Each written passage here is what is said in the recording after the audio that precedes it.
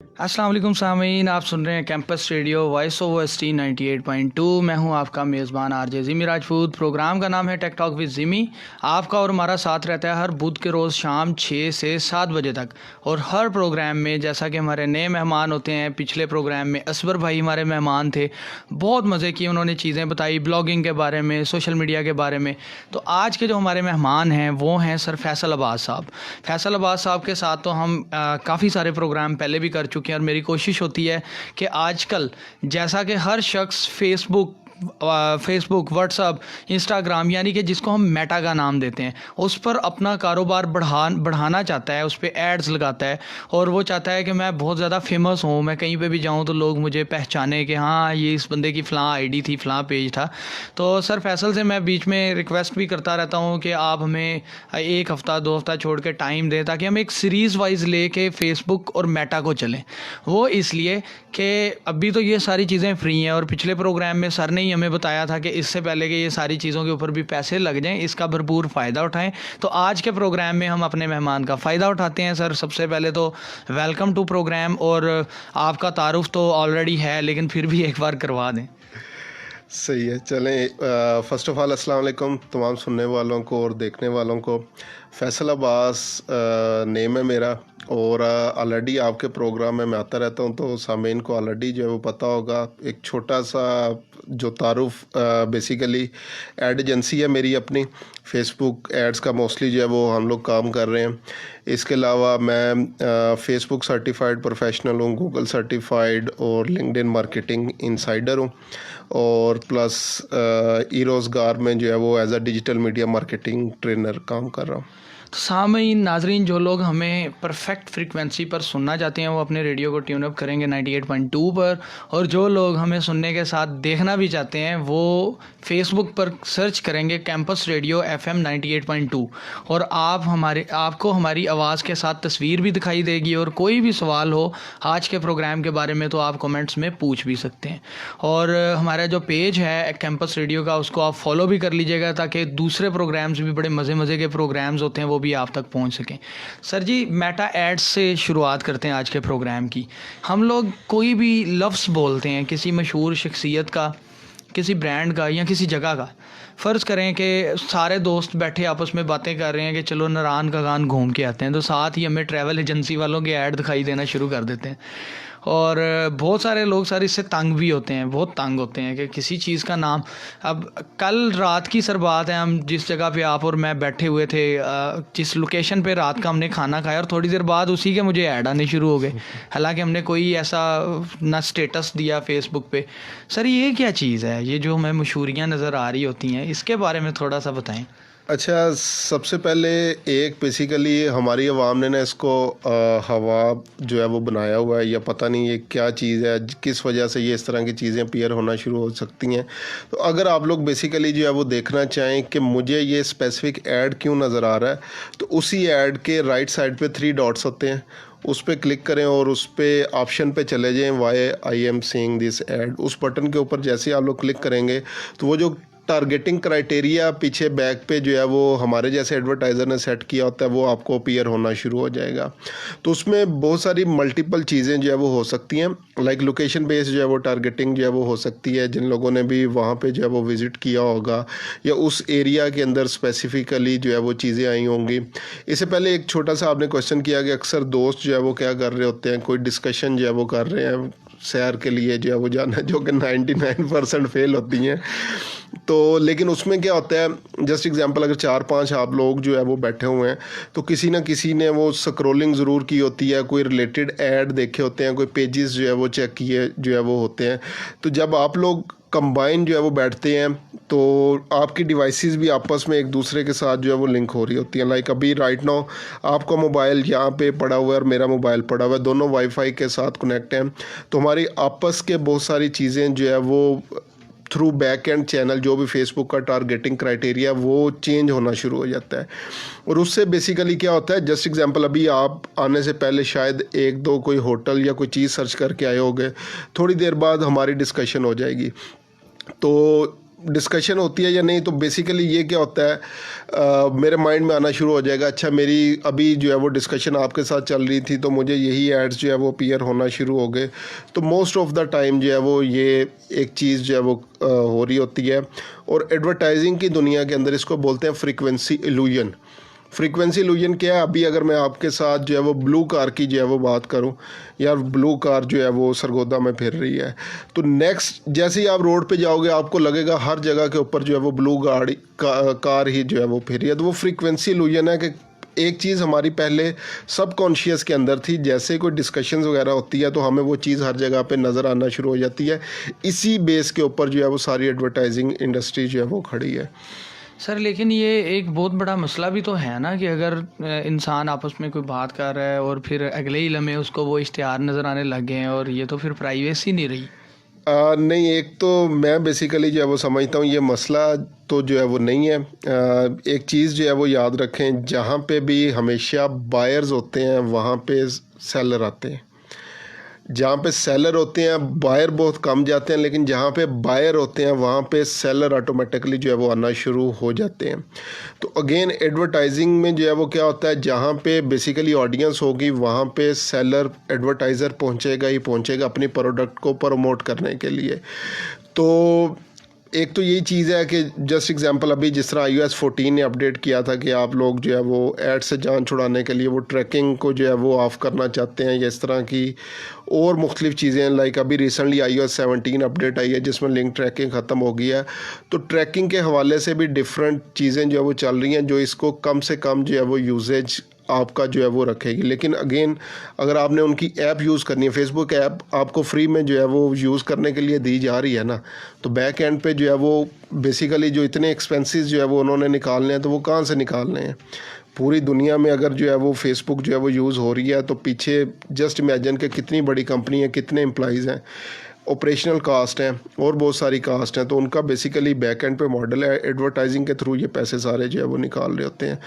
और ये तो बहुत बड़े लेवल की लाइक जो है वो गेम है। छोटी सी एग्जांपल है, आप अगर एक वेबसाइट जो है वो रन कर रहे हैं, ब्लॉग जो है वो रन करते हैं, उसको रन करने की भी ऑपरेशनल कास्ट है, वो आप लोग अल्टीमेटली कहाँ से फुलफ़िल करते हैं? फिर आप लोग कहते हैं यार एडसेंस कहीं से अप्रूव हो जाए या कोई एफिलिएट मार्केटिंग, ताकि अर्निंग जो है वो शुरू हो जाए। क्योंकि हर बंदे का माने चाहे ना माने अल्टीमेट जो गोल होता है वो अर्निंग होता है। तो मैं तो इवन ये भी कहता होता हूँ कि जो नॉन प्रॉफिट ऑर्गेनाइजेशंस होती हैं उनका भी अल्टीमेट गोल अर्निंग ही होता है, क्योंकि उन्होंने भी ऑर्गेनाइजेशन चलाने के लिए उन्हें पैसे जो है वो चाहिए होते हैं। तो फेसबुक वाली या गूगल या कोई भी और किसी चीज़ की अगर हम लोग जो है वो बात करें तो बैक एंड पे तो यही है, तो उन्होंने भी पैसे कहीं ना कहीं से निकालने हैं। सर असबर भाई ने ये बताया था कि अब लोग फेसबुक से इंस्टाग्राम पे बहुत हद तक शिफ्ट हो गए हैं और हो रहे हैं। और फिर जब उनके प्रोग्राम के बाद आपकी उनके साथ एक बैठक हुई तो यही बातें वहाँ पे हो रही थी, तो मैंने वो सारी बातें सुनी भी और उनसे बहुत कुछ सीखा भी।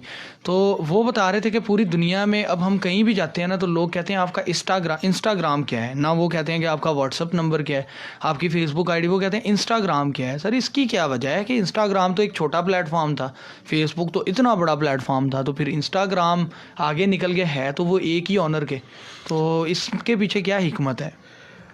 अच्छा, सबसे पहले जो है वो हमारे लास्ट सेशन के अंदर एक चीज़ डिस्कस हुई थी, मैं चीज़ों को थोड़ा सा लिंक करता हूँ। तो उसमें मैंने बताया था फेसबुक एक चीज़ के बारे में लाइक इसको बोला जाता है नोटोरियस है। वो क्या है कि जो चीज़ इसको अच्छी लगती है अपने प्लेटफॉर्म के अंदर इंटीग्रेट जो है वो करना शुरू कर देता है। उसके अंदर हम लोगों ने एग्जांपल ली थी, OLX आया तो इसने फेसबुक मार्केट प्लेस दे दिया, यूट्यूब थी लोग जाते थे इसने वॉच की ऑप्शन जो है वो दे दी, टिकटॉक आया तो इसने रील्स की ऑप्शन जो है वो दे दी।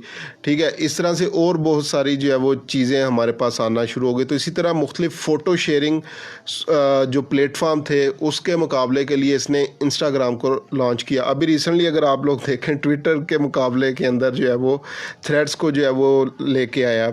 अभी कल की जो है वो मार्क ज़करबर्ग की अपडेट थी कि वो जितनी भी ये आपकी अब कॉल्स वगैरह होंगी उसमें आप स्क्रीन शेयरिंग जो है वो कर सकते हैं। तो जितने भी प्लेटफॉर्म्स हैं उनको अपने अंदर इंटीग्रेट करने की जो है वो कोशिश करता है। फेसबुक इटसेल्फ, सिर्फ फेसबुक एप्लीकेशन की बात करें, बाकी सारी चीज़ों के लिए जो है वो ठीक है, लेकिन लाइक मेरे नज़दीक ऑडियंस क्वालिटी लूज़ होना यहाँ पे जो है वो शुरू हो गई थी। तो उससे बहुत बेहतर था आपका, क्योंकि फेसबुक की भी अगर हिस्ट्री देखें तो इसमें भी photo sharing as a platform ही जो है वो स्टार्ट हुआ था, फिर इंफॉर्मेशन शेयरिंग जो है वो बनता गया और आहिस्ता आहिस्ता बहुत बड़ी अब जॉइंट जो है वो बेसिकली बन चुका है। तो हम लोग जो है वो बेसिकली क्या कर रहे होते हैं, नॉर्मली इवन अब ट्रेंड्स चेंज हो चुके हैं, लोग फेसबुक के ऊपर इतनी अपडेट नहीं करते जितनी इंस्टाग्राम के ऊपर कर रहे होते हैं, और स्पेशली जो पर्सनल लाइफ है आपकी, क्योंकि वो स्टिल अभी विजुअल प्लेटफॉर्म है, उस पर टेक्स्ट को इतनी ज़्यादा प्रायोरिटी नहीं है जितनी आपकी इमेजेस को जो है वो प्रायोरिटी जो है वो दी जा रही होती है। तो लोग अगेन जो है वो क्या करते हैं, विजुअल प्लेटफॉर्म्स की तरफ जो है वो ज़्यादा जाना जो है वो पसंद करते हैं। तो यहाँ पे डायनामिक्स अभी चेंज जो है वो होना शुरू हो गए हैं, लेकिन आज से लाइक काफ़ी अरसा पहले, सालों पहले भी जब हम लोग एडवर्टाइजिंग इवन इंटरनेशनल ऑडियंस को सजेस्ट करते हैं तो इंस्टाग्राम पहले करते हैं, फेसबुक बाद में करते हैं, क्योंकि ऑडियंस क्वालिटी इंस्टाग्राम के ऊपर ज़्यादा अच्छी है बजाय के फेसबुक के। सर जी, जो पिछले दिनों ये थ्रेड वाली ऐप आई थी, इसकी इंस्टाग्राम के साथ जो लिंक होती थी, और फिर वो एक बड़ी लड़ाई छिड़ पड़ी जिसपे हम पाकिस्तानियों ने लुडियाँ भंगड़े डाले कि नहीं जो है वो ऐप आ गई है, हर बंदा अपने अपने लिंक्स जो है वो शेयर कर रहा था। और आपने क्लास में ये कहा था कि आप लोगों ने ट्विटर पे कुछ नहीं किया तो आपने थ्रेड पे क्या करना है। एग्जैक्टली इसी तरह इंस्टॉल तो हम लोगों ने कर ली थी, लेकिन आप उसका आपने अच्छा, सर एक माह में आपके क्वेश्चन से पहले इंस्टॉल तो कर ली थी, उसके बाद ओपन कितनी दफ़ा की? मुझे तो सर वो समझ में ही नहीं आई, सही बात बताऊं तो, ना मुझे ट्विटर समझ में आया और ना ही वो थ्रेड ऐप समझ में आई कि वो किस तरह से काम कर रही है। सही। तो आपने एक माह तकरीबन उसको होने वाला है, शायद एक माह से ज़्यादा, तो आपने उसको किस जगह पे देखा? क्योंकि मैं एक जगह पे पढ़ रहा था कि इतनी मिलियन ऑडियंस फ़लाँ प्लेटफॉर्म ने इतने अरसे में हासिल की, तो थ्रेड ने जो है वो 6-7 दिनों में इतनी कितने मिलियन लोग इकट्ठे कर लिए। एग्जैक्टली। तो आप इसको किस नज़रिए से देखते हैं? अच्छा, मैं बेसिकली हमेशा यही कहता होता हूँ, जब भी कोई नया प्लेटफॉर्म जो है वो आता है तो लोगों की अट्रैक्शन का बायस तो बनता ही बनता है। वन हैंड होल पॉलिसी वाला सीन हो जाता है। एग्जैक्टली। तो उसमें अभी तक जो है वो क्या है बेसिकली, क्योंकि जो अभी आप कह रहे थे सर, वो ये प्रॉब्लम एड्स नज़र आना शुरू हो जाता है या इस तरह का, तो अभी तक फेसबुक ने उसके लिए कोई इस तरह की चीज़ इंट्रोड्यूस नहीं करवाई, तो लोग शायद इसलिए भी उसको जो है वो एंजॉय कर रहे हैं। लेकिन स्टिल क्योंकि मैं डिफरेंट कंपनीज़ को लोकली इंटरनेशनली जो है वो फॉलो कर रहा हूँ, तो जो अभी तक वो प्रॉपर किसी कंपनी का, अगेन एक्सेप्शंस जो है वो निकाल के, स्ट्रेटजी का हिस्सा नहीं बना किसी का भी। बहुत बड़ी बड़ी कंपनीज़ हैं, इवन उन्होंने अकाउंट्स बना लिए हैं, रेगुलर पोस्टिंग्स जो है वो तकरीबन ना होने के बराबर है। बल्कि मार्केटिंग वीक जो है वो एक बहुत बड़ा इदारा है, उन्होंने एक जो है वो मीम टाइप जो है वो शेयर की हुई थी, जिसके अंदर उन्होंने जो है वो लिखा हुआ था कि लोगों ने प्रीवियसली जो हमने मार्केटिंग स्ट्रेटजी बनाई थी, हमारे फेसबुक एड्स को इग्नोर किया, इंस्टाग्राम एड्स को इग्नोर किया, ट्विटर एड्स को इग्नोर किया, यूट्यूब को इग्नोर किया, तो अब शायद जो है वो उन्हें हमारे थ्रेड्स पसंद आना शुरू हो जाए। तो अगर आपकी एडवर्टाइजिंग स्ट्रेटजी वहाँ पे काम नहीं की तो एग्जैक्टली यहाँ पे भी जो है वो नहीं करेगी। अगर आप लोग किसी एक जगह पे सक्सेसफुल हैं तो डेफिनेटली मैं हमेशा कहता हूँ, अगर आपने अपना बिजनेस इंक्रीज़ करना है, अपने बाय बटन्स जो है वो बढ़ा दें। बाय बटन्स कैसे इंक्रीज़ होते हैं? जब आप न्यू से न्यू मार्केट्स के अंदर जो है वो जाते हैं। तो थ्रेड एक बहुत बड़ा प्लेटफॉर्म था जिस पे आप लोग अगेन स्टिल जो है वो बहुत जो है वो अवेयरनेस अपनी क्रिएट कर सकते हो और बिज़नेस वहाँ से जनरेट कर सकते हो। सर, हमारे एक दोस्त ने वो इंस्टॉल किया, हम तो जो आईटी वाले लोग हैं वो सोए ही, दोपहर 1 बजे उठे और पता चला सुबह 7 बजे कोई नई चीज़ आ गई है। उसने इंस्टॉल किया और उसने 2-3 घंटे में ही उसके 50K कनेक्ट्स हो गए और उसको ब्लू टिक भी मिल गया वहाँ पे। तो अब वो यूज़ करे ना करे, लेकिन उसका एक डिजिटल एसेट ज़रूर बन गया। सर, हम चैलेंजेस की बात कर रहे हैं, जैसा हमारा टॉपिक भी है मेटा एड चैलेंजेस, तो एक सवाल मेरे जहन में बड़े दिनों से, और मैंने कहा कि अब जब आप प्रोग्राम में आएंगे ना तो मैं आपसे पूछूंगा। अब सर, मेटा ने ना एक ऑप्शन दे दिया है कि आप $12 या गालबन $8-9-10 में वेरीफाई करवा लें, उसको ब्लू टिक ले लें। पहले तो सर ऐसा होता था कि पाकिस्तान में चंद लोगों को ब्लू टिक मिला हुआ था, तो अभी कोई भी पैसे दे के करवा सकता है। तो इसको आप सर किधर देखते हैं? ये वो एक क्वालिटी मेरे ख्याल में ख़त्म होती जा रही है। एक मैंने अकाउंट देखा एक इन्फ्लुएंसर हैं पाकिस्तान के ना, बड़े मशहूर इन्फ्लुएंसर हैं, उनकी आईडी पिछले दिनों मेटा ने उड़ा दी। तो वो आईडी उनको किसी तरह वापस मिल गई। मैंने उनकी आईडी खोली तो 11 मिलियन फॉलोअर्स। तो सर मैं नीचे स्क्रॉल करता गया, किसी पोस्ट पे 4 लाइक, किसी पोस्ट पे 12 लाइक। हाँ, मैक्सिमम आधे घंटे में मैंने जो उनके सबसे ज़्यादा लाइक देखे ना पोस्ट के, वो 100 थे। तो सर ये 2 क्वेश्चन आ गए कि एक कि हर बंदे को पैसों का अगर ब्लू टिक मिलता है तो इसका फ्यूचर क्या होगा, और दूसरा ये जो इतने फॉलोअर वाले अकाउंट होते हैं लेकिन रीच उनकी ज़ीरो होती है। अच्छा, सबसे पहले तो ब्लू टिक वाली ऑप्शन के ऊपर जो है वो बात करते हैं। डेफिनेटली सबसे पहले तो इसमें कोई शक नहीं है कि अगर किसी प्रोफाइल के ऊपर ब्लू टिक है तो लोगों की क्रेडिबिलिटी माइंड के अंदर बनना शुरू हो जाती है। लेकिन उसका अल्टीमेट आजकल नुकसान भी है कि कोई भी पर्सन जो है वो क्या कर सकता है, आपके नेम के ऊपर आईडी बना के उसको वेरीफाई करवा ले। और ये ट्विटर के ऊपर भी जो है वो हुआ है। अक्सर लोगों का जो है वो इसी तरह से नेम से आईडीज़ जो है वो बनाएगी और उन्होंने जो है वो पे करके अपने नेम के ऊपर उसको जो है वो वेरीफाई जो है वो करवा लिया है। तो बाद में इवन उनका ओरिजिनल अकाउंट पे इतनी जो है वो नहीं है जितनी उस पे आ रही है, क्योंकि अगेन ब्लू टिक की जो है वो हमारे माइंड के अंदर क्रेडिबिलिटी जो है वो मौजूद है कि शायद ये लाइक अगेन जिस तरह से जो है वो कह सकते हो कि शायद ये बहुत बड़ी चीज़ है। लेकिन अभी उसके अल्टीमेट नुकसानात जो है वो अगेन अच्छे बुरे लोग हर जगह के ऊपर जो है वो मौजूद हैं। तो उसमें से जो है वो अगर हम लोग बात करें तो जो भी बुरे लोग हैं वो किसी भी लूप होल का फ़ायदा उठाते देर नहीं लगाते। तो मैं बेसिकली जो है वो समझता हूँ आजकल आपकी क्रेडिबिलिटी ब्लू टिक से ज़्यादा आपकी अपनी लॉयल ऑडियंस में है। इसी में आपको सेकंड चीज़ का आंसर जो है वो मिल जाएगा जिस फेमस पर्सन की आप बात कर रहे हो। मैं एक और एग्जांपल देता हूँ, लाइक इंस्टाग्राम मार्केटिंग जब भी मैं जो है वो करवा रहा होता हूँ तो उसमें मैं एक एग्जांपल देता होता हूँ फॉलोअर्स कैसे जो है वो आप लोग हासिल कर सकते हैं। और फॉलोअर्स के अंदर एक एग्जांपल है मोटिवेशनल माफिया, बहुत बड़ा अकाउंट है, बहुत कमाल का अकाउंट है सर जी, बहुत बड़ा अकाउंट है। तो उसके जो है वो मेरे ख्याल से लास्ट टाइम मैंने देखा 8 मिलियन प्लस जो है वो थे इंस्टाग्राम के ऊपर। जब पोस्ट का एनालिसिस जो है वो करना स्टार्ट किया तो मैक्सिमम 400 लाइक्स, 500 लाइक्स, बाकी किसी पे 70 हैं, किसी पे 100 है, 150 हैं। मैंने मेरे ख्याल से 1000 से ज़्यादा जो रिसेंट उसके ऊपर पोस्ट वगैरह थी कोई लाइक वगैरह जो है वो नहीं देखे। कहाँ पे मिलियंस और कहाँ पे जो है वो आपके पास जो लाइक्स आ रहे हैं तो वो सैकड़ों में है। तो इसका आसान सा एक तरीका होता है कि अगर हम लोग किसी भी अकाउंट को चेक करना चाहें, अभी किसी स्पेसिफिक अकाउंट का मैं नेम नहीं लेता, आप लोग एक वेबसाइट है उस सोशल ब्लेड के नेम से, वहाँ पे जा सकते हैं, किसी भी अकाउंट का एनालिसिस कर सकते हैं कि इवन इसके जो फॉलोअर्स वगैरह हैं वो फेक हैं या रियल हैं। तो वहाँ पे जो है वो क्या होता है, अगर किसी दिन में जस्ट एग्जांपल 1000 ऊपर चले गए हैं, अगले दिन 500-700 नीचे आ गए हैं, तो डेफिनेटली वो एक ट्रेंड आपके पास बनता जाता है कि ये जो है वो फॉलोअर्स ख़रीदे जा रहे हैं और बहुत सारी जो है वो चीज़ें उसके अंदर जो है वो आपके पास आना शुरू हो जाती हैं। तो फॉलोअर्स अगेन अनएथिकल है, ख़रीदना बेचना जो भी जो है वो कर रहे हैं लोग। लेकिन अब लोगों की ज़रूरत बन चुका है अपनी क्रेडिबिलिटी बिल्डअप करने के लिए और अपने अकाउंट्स को बड़ा दिखाने के लिए बहुत सारे लोग जो है वो ये काम कर रहे होते हैं। तो मैं बेसिकली जो है वो कहता हूँ, एक आर्टिकल भी है 1000 लॉयल फॉलोअर्स पे, और उसमें बड़े कमाल की चीज़ें जो है वो लिखी हैं कि आपको वो मिलियन, लाइक मैं उसका आसान जो है वो बता देता हूँ, मिलियन फॉलोअर्स की ज़रूरत नहीं है। अगर आपके 1000 ही लॉयल फॉलोअर्स हैं तो वो आपके अकाउंट को कहीं से कहीं ले जाते हैं।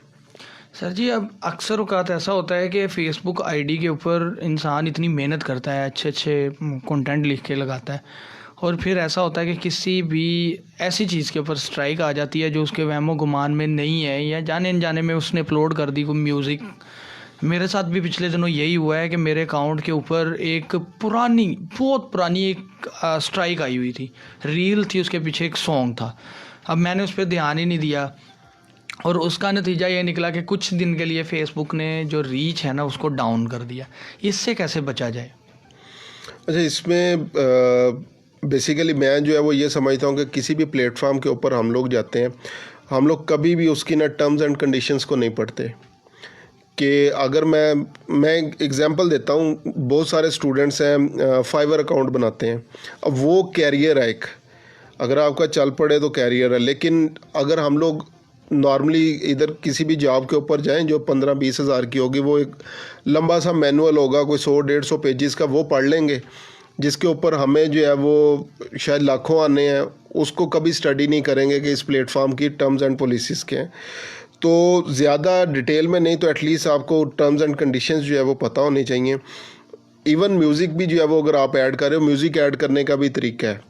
किसी का कंटेंट अगर आप जो है वो यूज़ कर रहे हो, उस कंटेंट को उठाने का भी तरीका है, अपनी वीडियोस के अंदर एम्बेड करने का भी जो है वो तरीका है।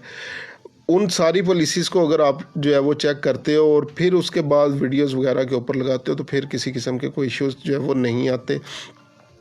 और अगेन क्योंकि वो बहुत डिटेल के अंदर जो है वो चीज़ें चली जाएंगी, लेकिन इसमें यही है कि जो भी आप चीज़ जो है वो यूज़ कर रहे हो, उसका पहले पॉलिसी आपको जो है वो पता होनी चाहिए। जिस तरह आपने कहा पॉलिसीज़ का नहीं पता चलता, या जाने अनजाने में उसी टाइम पता आप अपलोड करोगे जब आपको चीज़ों का जो है वो नहीं पता था। अगर चीज़ों का प्रॉपरली पता था तो फिर जाने अनजाने में ऐसी गलती तो नहीं होगी। सर उसके बाद एक और मसला हो जाता है कि फेसबुक के ऊपर पहले अच्छा कंटेंट आ रहा होता है और बहुत ज़बरदस्त किस्म का कंटेंट और लोग बड़ा अप्रिशिएट कर रहे होते हैं, लेकिन फिर बाद में फेसबुक जो है ना उस प्रोफाइल को या उस अकाउंट को नॉट रिकमेंड कर देती है। तो इसका भी कोई हल है कि नॉट रिकमेंड को हम रिकमेंडेड में चेंज करवा लें? अच्छा, पहले तो नॉट रिकमेंड अचानक से नहीं होता, वो आपके पेज के ऊपर स्ट्राइक्स आती रहती हैं। उसका सबसे बेहतर आप जो है वो आप हमेशा अपने पेज क्वालिटी को चेक करते रहना है। प्रोफाइल के ऊपर भी जो है वो जा रहे हो, प्रोफाइल क्वालिटी को भी चेक करते जाओ। रिसेंटली जो है वो देखोगे कोई ऐसी कोई वीडियो, कोई पोस्ट ऐसी तो नहीं है किसी ग्रुप में आपने शेयर की थी या प्रोफाइल पे शेयर की थी तो फेसबुक ने उसको जो है वो रिमूव कर दिया है। तो नॉर्मली जो है वो होता यही है कि हम लोग जो है वो उस हिस्ट्री को चेक नहीं करते। हमारे पेज के ऊपर जो है वो किसी ने रिपोर्ट कर दिया या किसी ने पोस्ट जो है वो हाइड कर दी, या और भी जो है वो डिफरेंट रीज़न थी, आपको अनफॉलो जो है वो करना शुरू कर दिया। अब अनफॉलो भी इस तरह से चीज़ है, आपको डायरेक्टली जो है वो किसी किस्म का कोई नोटिफिकेशन जो है वो नहीं आता। तो उसका बेहतर हाल है पेज क्वालिटी जो है वो चेक करते रहो और वहाँ पे आपको पता चल जाएगा कि मेरा पेज किस तरह से चल रहा है। अगर उसके अंदर कोई इशू है तो उस इशू को कैसे ख़त्म कर सकते हैं। बिल्कुल सामीन नाजरीन, जैसा कि सर ने हमें बताया है कि अपने पेज क्वालिटी को साथ साथ चेक करते रहें और एकदम से स्ट्राइक तो नहीं आती। अगर स्ट्राइक आके वो रुकती है, वो आप उसको डिलीट नहीं करते या उसके ऊपर कोई मुनासिब एक्शन नहीं लेते, तो फिर वहाँ पे फेसबुक आपकी रीच को डाउन कर देती है। एक छोटा सा वक्फा लेते हैं और वक्फे के बाद वापस आके इसी टॉपिक को आगे लेके चलते हैं। वेलकम बैक सामीन नाजरीन, आपको प्रोग्राम में दोबारा वापस खुशामदीद कहते हैं। और ब्रेक पर जाने से पहले आप लोगों के ही क्वेश्चंस के बारे में मैं सर से डिस्कस कर रहा था और सर ने उनका जवाब दिया। तो अब आते हैं हम इस टॉपिक की जानिब जो बड़ा अहम है कि सर मेटा एड्स जब रन करते हैं तो हम लोगों को नज़र आता है कि 10-12 दिन से एक ही ऐड हम देखी जा रहे हैं, लेकिन उस पर कमेंट 6-5 ही होते हैं और फिर लाइक भी उतने ही होते हैं। इस चीज़ का अंदाज़ा लगाया जा सकता है कि उस कंपनी ने कितने सारे पैसे लगाए होंगे अगर वो डेली का थोड़ी थोड़ी कैंपेन भी लगाती है। तो सर मेटा एड्स रन करने के बारे में बताएं कि ये कैसे करें। अच्छा, मेटा एड्स सबसे पहले तो सिंपली adsmanager.facebook.com के ऊपर जाके आप प्रोफेशनली एड्स जो है वो रन कर सकते हैं। तो दो चीज़ें, एक होती है बूस्ट पोस्ट और एक सिंपल एड्स हैं। दोनों को अगर हम लोग डिस्कस करें, बूस्ट पोस्ट क्या होता है, आपने एक पेज जो है वो क्रिएट किया हुआ है, कोई भी पोस्ट किया तो उसके नीचे एक ब्लू कलर का बटन आ जाएगा बूस्ट पोस्ट। तो नॉर्मली बूस्ट पोस्ट हम लोग यूज़ करते हैं अपने उस एड्स के ऊपर लाइक, शेयर और कमेंट्स को जो है वो लेने के लिए। और वो बेसिकली उस टाइम पे इफ़ेक्टिव है जब आप लोकल ऑडियंस के अंदर ज़्यादा से ज़्यादा लोगों तक अपना मैसेज जो है वो पहुँचाना चाह रहे हैं। प्रॉपर एड्स मैनेजर के थ्रू जो है वो बनते हैं, जिसमें टारगेटिंग क्राइटेरिया जो है वो ज़्यादा है। आप बहुत अच्छे तरीके से अपनी ऑडियंस को रिफ़ाइन कर सकते हो वहाँ पे। और जिस तरह अभी आपने बात की कि एक ही ऐड हम लोग बार बार देखते जाते हैं तो लाइक, शेयर, कमेंट्स इंक्रीज़ नहीं हो रहे होते। फेसबुक के ऊपर डिफरेंट किस्म के ऑब्जेक्टिव्स हैं एड्स को ऑप्टिमाइज़ करने के लिए। फेसबुक हमेशा उसी ऑब्जेक्टिव के लिए ऐड को ऑप्टिमाइज़ कर रहा है। सो जस्ट एग्जांपल, आपने कोई अगर ऐड देखा है तो वो हो सकता है कन्वर्जन के लिए हो या ट्रैफिक के लिए हो, जिसके ऊपर फेसबुक का एम ये है कि इस ऐड के ऊपर मैंने क्लिक्स लेने हैं। वहाँ पे उसको लाइक मिलते हैं, शेयर्स मिलते हैं, कमेंट्स मिलते हैं, फेसबुक का उससे कंसर्न नहीं है। वो क्लिक्स के लिए उसको ऑप्टिमाइज़ कर रहा है अगर ट्रैफिक कैंपेन चलाई है। अगर कन्वर्जन कैंपेन चलाई है तो लोगों को आपकी वेबसाइट के ऊपर जो है वो लेके जा रहा है, वो उसकी टॉप प्रायोरिटी है। लाइक शेयर कमेंट्स लेना उसकी प्रायोरिटी जो है वो नहीं है। लेकिन अगर अगेन इंगेजमेंट के लिए चलाया हो तो आपको हर दफ़ा ही जो है वो न्यू उसके ऊपर जो है वो स्टैट्स मिलेंगे लाइक शेयर कमेंट्स के। तो बैक एंड पे क्या ऑब्जेक्टिव सेलेक्ट किया है ये ज़्यादा इंपॉर्टेंट है, क्योंकि हर बिज़नेस के लिए सेपरेट से आपके पास जो है वो ऑब्जेक्टिव होते हैं। सर जो बूस्ट पोस्ट का ऑप्शन होता है वो क्यों इतना कारआमद नहीं है कि वो तो आसान है नहीं, अगर कारआमद है, वो ये नहीं है कि कारआमद नहीं है, लेकिन उसमें टारगेटिंग क्राइटेरिया लिमिटेड है।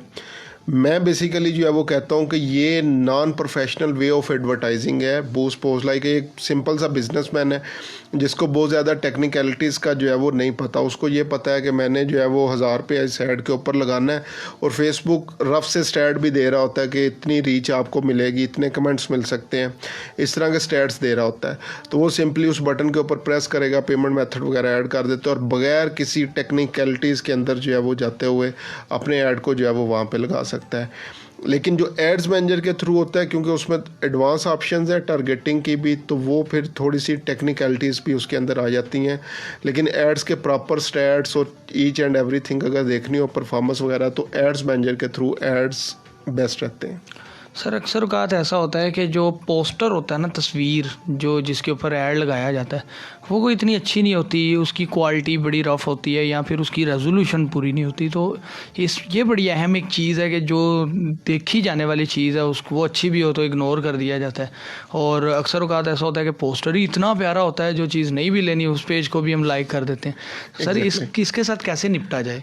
अच्छा, इसके साथ निपटा यही जाए कि जो भी पर्सन आपके एड्स को मैनेज कर रहा है, पहले तो क्रिएटिव्स आपके जो है वो हाई क्वालिटी होने चाहिए। अच्छा, एडवर्टाइजिंग के अंदर बेसिकली एक चीज़ जो है वो यूज़ होती है कि आपका ऐड देखने के बाद लोगों को वो ऐड नहीं लगना चाहिए, वो ने सिंपल जो है वो लगना चाहिए कि बस ये बिज़नेस प्रमोशन। जिस तरह जस्ट एग्जांपल फेसबुक के ऊपर न्यूज़ फीड लोग स्क्रॉल कर रहे हैं अपने फ्रेंड्स की एक्टिविटीज़ देखने के लिए, मुख्तलिफ बिज़नेस की एक्टिविटीज़ देखने के लिए, उन्हीं के दरमियान में आपकी उसको पोस्ट नज़र आ जाती है। बेशक वो स्पॉन्सर्ड पोस्ट है, ऐड है, लेकिन वो इतनी इंगेजिंग है कि उसकी बेस के ऊपर लोग जो है वो आपकी प्रोडक्ट ख़रीदने पर जो है वो मजबूर हो रहे हैं, या उन्हें लग रहा है कि यार चलो अभी इस चीज़ की ज़रूरत नहीं भी है तो मुझे ख़रीद के रख लेनी चाहिए, या नेक्स्ट एटलीस्ट इस पेज को मैं सेव करके रख लूँ, आगे इन फ्यूचर जो है वो काम आएगी मेरे।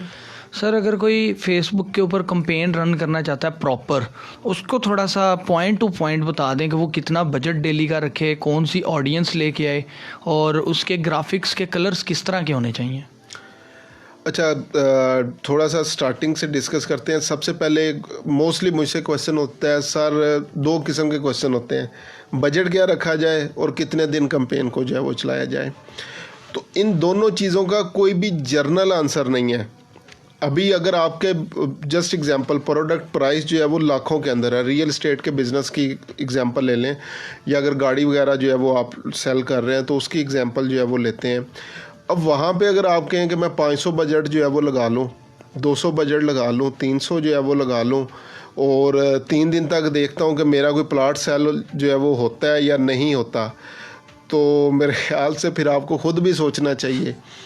लेकिन अगर ये है कि आपकी प्रोडक्ट प्राइस जो है वो जस्ट एग्जांपल 1000, 1500, 2000 के दरमियान में है, वहाँ पे आप 500 डेली का जो है वो लगा के देख सकते हैं, क्योंकि वहाँ पे फ्रिक्शंस कम है उस प्रोडक्ट को ख़रीदने के लिए, और लोग जल्दी जो है वो बेसिकली कन्वर्ट हो जाएंगे। लेकिन अगर एक बंदे ने जो है वो 1 करोड़ रुपए का प्लाट लेना है किसी जगह पे, या बना बनाया घर लेना है, तो वो सिर्फ एड्स के ऊपर डिसाइड नहीं हो रहा होगा, वो और बहुत सारे फैक्टर्स जो है वो आ रहे होंगे। तो आपके पास अगर लीड्स जो है वो 100 क्रिएट हो रही हैं, तो उसमें शायद 5-7 लोग जो है वो ज़्यादा इंटरेस्टेड होंगे, उसमें से कोई एक आधा शायद लेने वाला भी जो है वो हो जाए, जिसके पास चलें करोड़ नहीं, कोई 70-80 लाख रुपया जो है वो होगा।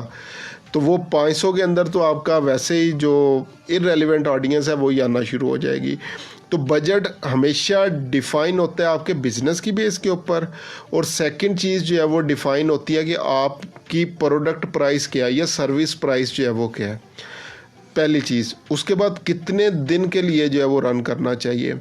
तो नॉर्मली आपकी जो भी प्रोडक्ट प्राइस है, अगर आप उसका 2 to 3 टाइम्स बजट डेली रख रहे हैं, एग्जांपल है 10,000 प्रोडक्ट प्राइस है और आप जो है वो 20,000, 10,000, 20,000 के दरमियान में बजट रखते हैं, एटलीस्ट 2 से 3 दिन अपनी कंपेन को चलाएं।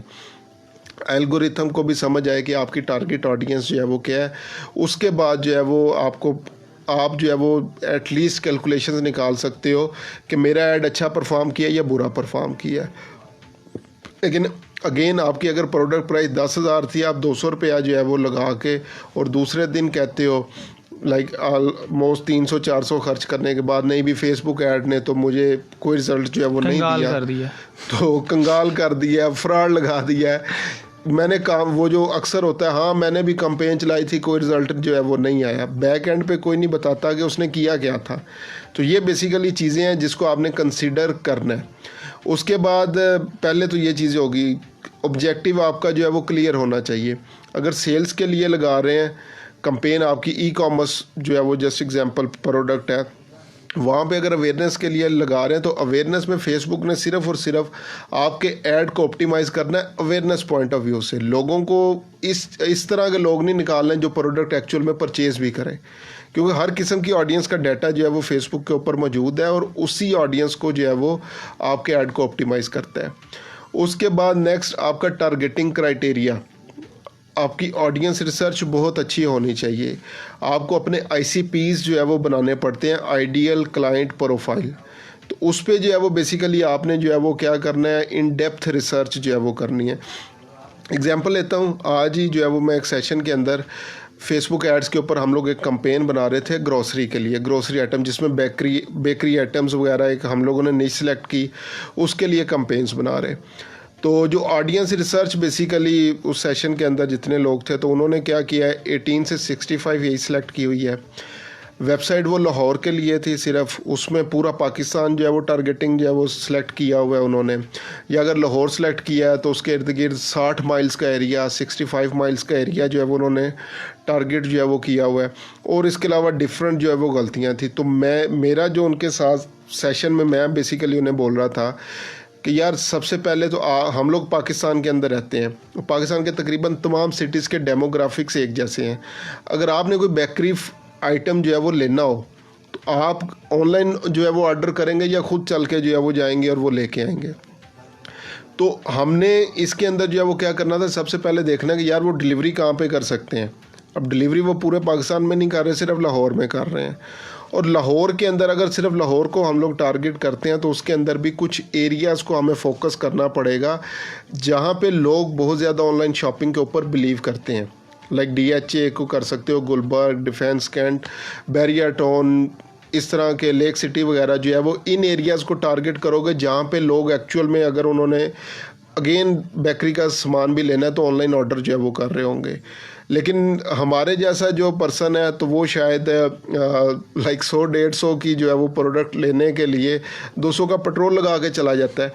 ठीक है, तो डेमोग्राफिक समझना बहुत ज़्यादा ज़रूरी है। तो जो ICP की मैंने बात की है, आइडियल क्लाइंट प्रोफाइल्स आपको बनाने पड़ते हैं।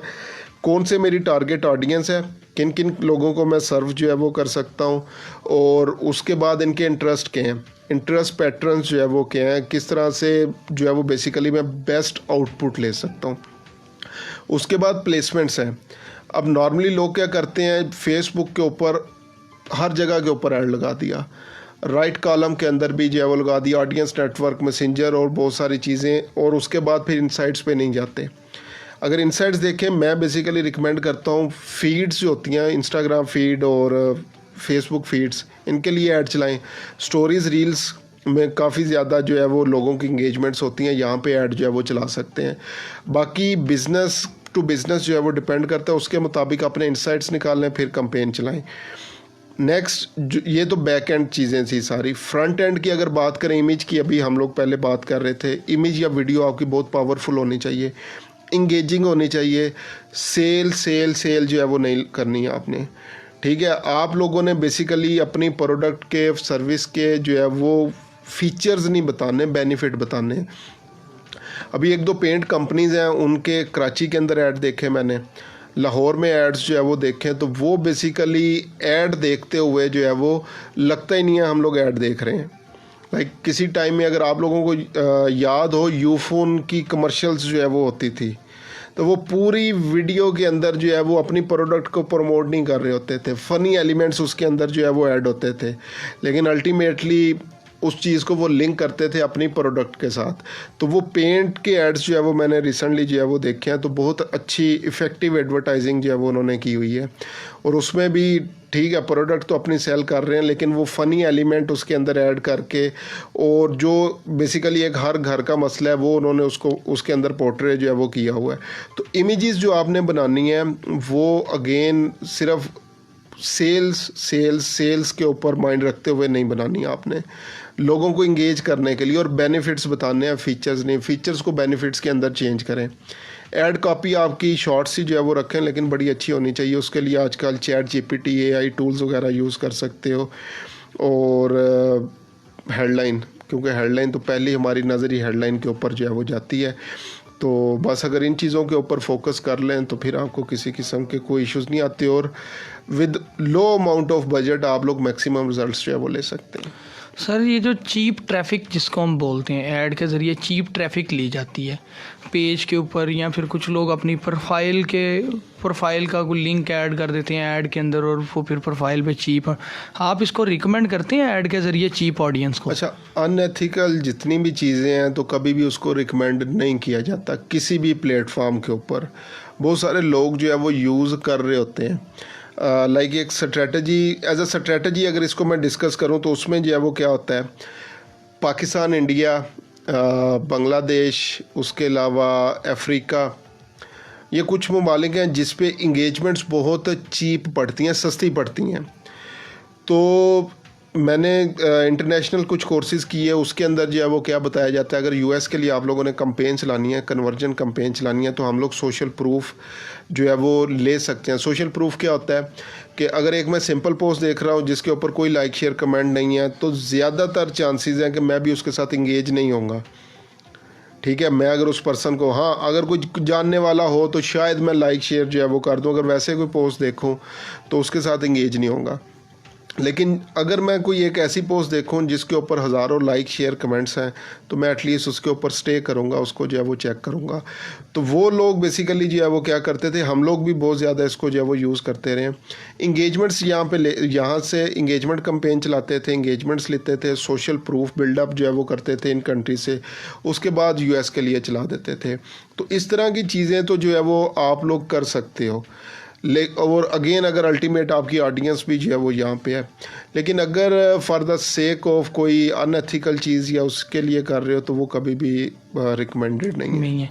सर अगर कोई छोटे पैमाने पे अपना कारोबार शुरू करना चाहता है, अभी उसने सोचा है कि हाँ ठीक है मैं बॉल पॉइंट्स सेल करूँगा ऑनलाइन, या मोबाइल के कवर्स सेल करूँगा फीमेल और मेल दोनों के लिए, तो इसमें सर बताएं, या फ़र्ज़ करें हम एक मिसाल ले लेते हैं कि चाय वाला मग है, बहुत प्यारा सा एक मग है, उसमें उसको शुरू में ही अपने एड्स लगाने चाहिए या पहले उसको ऑर्गेनिक की तरफ जाना चाहिए?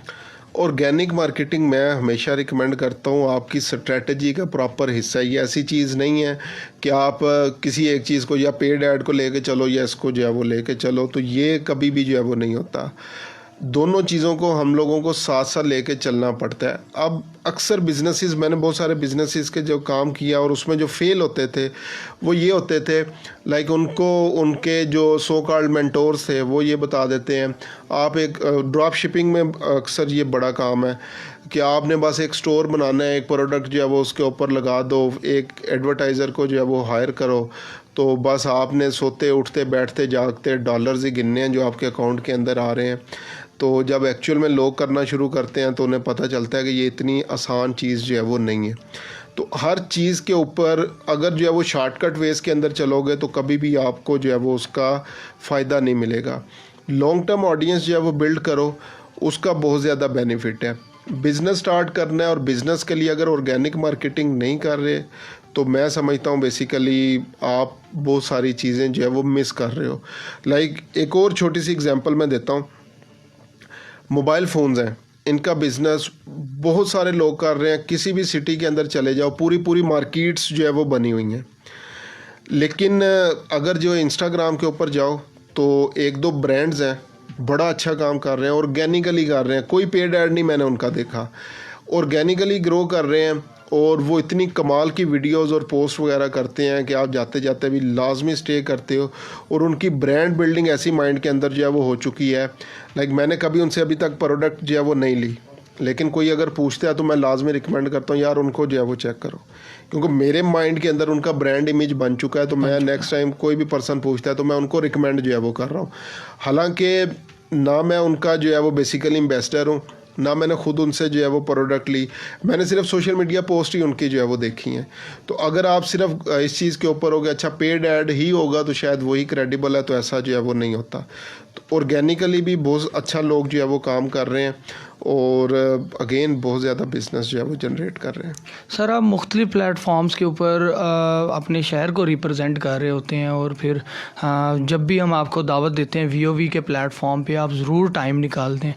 और मैं तो ये समझता हूँ कि जितने भी सरगोदा के लोग हैं ना, एक हम लोगों को पब्लिक इवेंट करवाना चाहिए इसके ऊपर, सोशल मीडिया के ऊपर, और एक ऐसा इवेंट हो जो पब्लिक इवेंट हो, हमारे अपने शहर का इवेंट हो, जहाँ पे लोगों को ये बताया जाए कि आप अपना छोटा सा कारोबार कैसे शुरू कर सकते हैं, एड्स कैसे लगा सकते हैं। हमारा प्लेटफॉर्म VOV का तो हमेशा हाजिर रहता है लोगों को अवेयरनेस देने के लिए, नॉलेज डिलीवर करने के लिए, लेकिन एक बहुत बड़ा इवेंट भी होना चाहिए जहाँ पे हज़ारों लोग जो है ना वो एक्सपर्ट्स को सुन रहे हैं। और ख़ास तौर पे हमारे सरगोदा के लोग, हमारे सरगोदा में सर ऐसे ऐसे स्टार्टअप्स हैं, बहुत मज़े के स्टार्टअप हैं, लेकिन बहुत सारे स्टार्टअप, अभी मैं मैसेजेस देख रहा था ब्रेक में, तो बहुत सारे स्टार्टअप हमें सुन रहे हैं और उनके सवालात भी मैंने आपके आगे रखे। तो बस ये किसको कह लें कि इन फ्यूचर जैसे ये VOV हमारा प्लेटफॉर्म है, हम इस पे भी लोगों को अवेयरनेस इंशाल्लाह देते रहेंगे और एक इवेंट हो जिसमें लोगों को अवेयरनेस मिले। अच्छा, इवेंट से रिलेटेड अभी बहुत सारी चीज़ें बिफोर टाइम तो जो है वो मैं नहीं कहूँगा, लेकिन ऑलरेडी जो है वो इंशाल्लाह एक बहुत बड़ा इवेंट जो है वो मैं करने जा रहा हूँ, जिसमें purely social media, digital media से रिलेटेड जो है वो चीज़ें होंगी और इंशाल्लाह ऑडियंस को बहुत चीज़ें वहाँ से सीखने के लिए मिलेंगी। लेकिन अगेन बिफोर टाइम अभी जो है वो मैं अनाउंस नहीं करता, तो जब इंशाल्लाह होगा तो आपको भी जो है वो इंशाल्लाह पता लग जाएगा। और वो हमारे अपने शहर का इवेंट होगा सरगोदा का। सर जी, जो पेमेंट मेथड है, अब ऐड तो किसी ने लगाने हैं, असल में मसला बड़ा आता है पेमेंट मेथड के ऊपर। बहुत सारे बैंक अब तो पाकिस्तान में भी अलाउ कर रहे हैं कि आप फेसबुक के ऊपर कैंपेन लगा लें, ऑनलाइन परचेजिंग भी कर लें। पेमेंट मेथड के बारे में आप अपनी एक्सपर्ट राय दें कि कौन सा जो है ना वो पेमेंट मेथड सबसे ज़बरदस्त है। पेमेंट मेथड जो मैंने यूज़ बेसिकली जो है वो किए हुए हैं, सादा पे अच्छा है, नया पे अच्छा है, मीज़ान बैंक जो है वो अच्छा है, और ये है भी हमारे अपने पाकिस्तान के, हमें Exactly. इंटरनेशनल पेमेंट गेटवे की ज़रूरत ही नहीं है। एग्जैक्टली तो इन चीज़ों को आप जो है वो यूज़ कर सकते हो। एक थोड़ा सा प्रॉब्लम आता है, मेथड कोई भी आप यूज़ करें, अपना सेशन लाजमी एक्टिव करवाना है आपने। नॉर्मली ये होता है कि बैंक को कोई इंस्ट्रक्शन नहीं है कि इंटरनेशनल अगर कोई पेमेंट आती है, डिडक्ट होती है, तो उसके लिए उन्होंने करनी है या नहीं। तो नॉर्मली लोग एड्स रन करते हैं, उसके बाद जब पेमेंट की बारी आती है, फेसबुक बैंक को जो है वो एडवाइस भेजता है कि पैसे इतने जो है वो हमें सेंड कर दें। आगे से आपने बैंक को बताया नहीं होता तो बैंक जो है वो पेमेंट स्टॉप कर देता है। अब ये एक ऐसी चीज़ है जिसके ऊपर अगर आपका ऐड अकाउंट डिसेबल हो जाए तो फिर ऑन नहीं होता, फिर अनेबल नहीं हो सकता। गूगल भी इस चीज़ पे बहुत सख्ती करता है, फेसबुक भी जो है वो बहुत ज़्यादा सख्ती करता है। तो ये चीज़ है कि अगर आप लोग कैंपेन्स रन कर रहे हैं तो आपने बैंक को भी जो है वो बता दें कि अगर ये फेसबुक या गूगल की तरफ से पेमेंट कोई भी जो है वो आती है तो आपने उसको अप्रूव करना है, ताकि आपका पेमेंट का इशू जो है वो ना आए, तो आपका अकाउंट जो है वो रिस्ट्रिक्ट नहीं होगा। एक चीज़ और चलते चलते, क्योंकि अगेन चैलेंजेस ही हमने आज डिस्कस की हैं, अपॉर्चुनिटीज़ तो इतनी डिस्कस जो है वो नहीं की। चैलेंज एक जो है वो हमारा ये भी आता है कि मेजॉरिटी ऑफ लोग जब एड क्रिएशन की तरफ आते हैं तो उनकी प्रोफाइल रिस्ट्रिक्ट हो जाती है, डिसेबल हो जाती है, या उनको एड्स अलाउ जो है वो फेसबुक नहीं करता। तो इसके पॉसिबल सिनेरियोज़ जो है वो क्या हैं, तो क्योंकि इसी तरह ये मुझे भी क्वेश्चंस आए थे तो मैंने कहा उसका भी जो है मैं आंसर कर दूं। तो सबसे पहली चीज़, हम लोग सारे पैसिव यूज़र्स ऑफ फेसबुक हैं। पैसिव यूज़र के अंदर क्या है कि हम लोग सिर्फ फेसबुक के ऊपर कंटेंट को कंज्यूम कर रहे हैं, वीडियोस देख ली, पोस्ट देख ली, लाइक शेयर कमेंट तो बहुत दूर की बात है। और कभी जो है वो अगर हम लोग हाथ उठा ही लें लाइक करने के लिए तो कोई महीने बाद 1 2 4 लाइक जो है वो कर देते हैं। कमेंट अगर जो है वो करना पड़ जाए तो हमारे हाथ दुखना शुरू हो जाते नहीं हैं। सर, अगर लाइक और कमेंट कर देंगे तो फिर तो हमारे दोस्त आगे निकल जाएंगे आगे ना? निकल जाएंगे एग्जैक्टली इसी तरह से है। तो हम लोग किसी को आगे बढ़ता हुआ जो है वो शायद अगेन अच्छा चले मैं दोबारा टॉपिक के ऊपर आता हूँ। तो हम लोगों ने जो है वो क्या करना है, अपनी प्रोफाइल को थोड़ा सा पहले एक्टिव करना है, खुद से भी पोस्टिंग करनी है, लोगों के साथ जो है वो इंगेज हों, ग्रुप्स के अंदर जो है वो इंगेज हों, ताकि फेसबुक को पता चले ये प्रोफाइल जो है वो किसी एक्टिव बंदे की है। पहली चीज़। उससे भी पहले का काम है कि आपका फेसबुक के ऊपर प्रोफाइल नेम ओरिजिनल होना चाहिए जो आईडी कार्ड के ऊपर है, और सेकंड चीज़ पिक्चर आपकी। मेजॉरिटी ऑफ लोगों ने एक तो नेम अपने सही नहीं यूज़ किए होते हैं, सेकंड पिक्चर्स भी जो है वो इसी तरह की लगाई होती हैं, अपनी असल पिक्चर्स नहीं लगाई होती।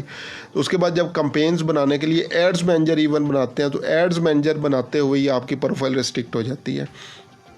और फिर उस पर आईडी वेरिफिकेशन, अब फेसबुक आईडी वेरिफिकेशन बहुत ज़्यादा कहता है कि आईडी वेरिफिकेशन लाजमी है, उसके बगैर आप लोग ऐड नहीं चला सकते। अब आईडी वेरिफिकेशन का प्रॉब्लम आ गया तो अब आपको पता चला कि मेरा आईडी कार्ड पे नेम और है और फेसबुक पे तो और है, और वो आप आईडी जो है वो यूज़ कर रहे थे कोई पिछले 8-10 साल से 20 साल से, तो अचानक से आपकी रीच भी डेड, हर चीज़ डेड, क्योंकि अब अकाउंट वो तो यूज़ आप कर नहीं सकते, तो फिर न्यू अकाउंट बना के उसके ऊपर एक्टिविटीज़ करनी पड़ेंगी और दोबारा से वही काम जो है वो आपको करना पड़ेगा। तो अपना नेम ओरिजिनल रखें, पिक्चर जो है वो ओरिजिनल रखें, अगर एड्स के पॉइंट ऑफ व्यू से अपनी आईडी को जो है वो यूज़ करना है। तो उसके बाद आईडी वेरिफिकेशन सिंपली होती है। आईडी वेरिफिकेशन में प्रॉब्लम आते हैं, अक्सर स्टूडेंट्स वगैरह जो पिक्चर अपलोड करते हैं वो ब्लर होती है, या वो पिक्चर इस तरह से जो है वो ली होती है कि जिस तरह जैसे एग्जांपल टेबल पे वो आईडी कार्ड रखा और दूर से पिक्चर ली हुई है, तो वो उसको क्रॉप भी नहीं करते कि सिर्फ आईडी कार्ड की, फेसबुक ने वो साथ टेबल की पिक्चर नहीं मांगी या बेड की पिक्चर या जिस चीज़ पे रख के पिक्चर बनाई है वो नहीं मांगी। तो वो इस तरह से पिक्चर जब अपलोड करते हैं तो वो नॉर्मली अप्रूव नहीं होती।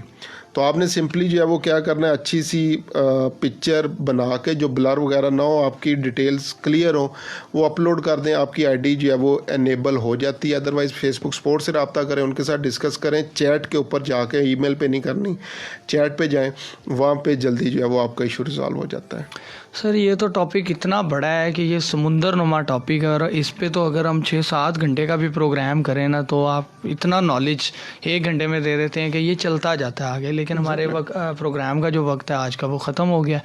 आज के हमारे प्रोग्राम में ज़्यादातर चैलेंजेस की बात की, क्योंकि हमारे पास जो क्वेश्चंस थे ना वो ज़्यादा चैलेंजेस के बारे में थे। तो आज का प्रोग्राम जो है वो सर यहाँ पे ख़त्म करते हैं, और इंशाल्लाह ताला अगले प्रोग्राम में जब भी आप हमें टाइम देंगे तो उसमें हम अपॉर्चुनिटीज़ की ज़्यादा बात करेंगे और उसके साथ कोई और टॉपिक मिला लेंगे। तो सामीन नाजरीन, आपका कोई भी क्वेश्चन हो मेटा एड्स के बारे में, फेसबुक के बारे में, और कोई इशू आपको आ रहा हो तो आप VOV के ऑफिशियल पेज जहाँ पे हम लोग लाइव हैं उसके नीचे आप कमेंट पूछ सकते हैं। तो सर आपसे भी मैं रिक्वेस्ट करता हूँ कि वहाँ पे आप रिप्लाई भी ज़रूर दीजिएगा और बच्चों की हेल्प कीजिएगा। अब तक के लिए मुझे इजाज़त दें सर, का दोबारा से शुक्रिया अदा करते हैं। अपना बहुत सारा ख्याल रखें। अगले बुध को शाम 6 बजे आपके साथ मुलाकात होगी। अल्लाह हाफिज़।